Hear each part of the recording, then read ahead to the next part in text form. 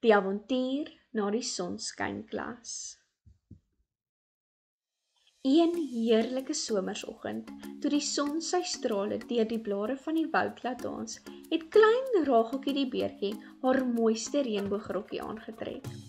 Sy het besluit dat dit 'n perfekte dag is om 'n bietjie rond te dwaal in die betowerende woud.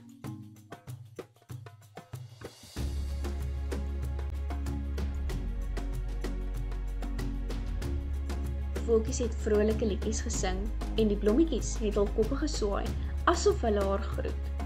Racheltjie het so opgewonde rondgestap dat sy heeltemal vergeet het om op te let waar sy is. Toe sy uiteindelik besef dat sy verdwaal het, het 'n klein traantjie oor haar wang gegly. "Ag nee, ek het verdwaal," het sy in 'n fluisterstemmetjie gesê. Op daardie oomblik het Camo Callie, die held van Bereland, in die hoogste boom gesit. Hy het die fyn stemmetjie gehoor en het dadelik op reis gegaan, op soek na die verdwaalde Racheltjie beer.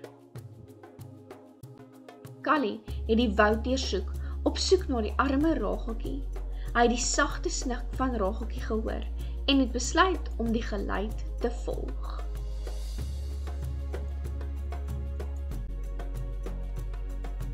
Callie het in die hoogste bome geklim en van tak tot tak gespring, soos 'n ware bereheld. Op reis het Callie 'n vriendelike hond ontmoet. Die hond het aangebied om hom te help. Callie was baie dankbaar en het die hond se aanbod dadelik aanvaar. Saam het hulle voortgegaan met die soektog. Dit was nie lank nie, toe sien Callie vir Racheltjie wat in 'n bossie sit. Hy het na haar toe gehardloop en sy het hom dadelik omhels. Sy was so bly, sy het op en af gespring van opgewondenheid. Die twee bere het hand aan hand deur die bosse gestap, op soek na 'n veilige huisie. Uiteindelik het hulle by 'n oulike huisie aangekom, waar Juffrou Janerie met 'n glimlag vir hulle oopgemaak het. "Welkom bere, kom binne, julle is veilig hier." Die 3 nuwe vriende het die aand saam gesit en stories vertel. Callie het sy opwindende avontuurstories gedeel en Racheltjie het vir hulle 'n bietjie van die betowerende woud verklap.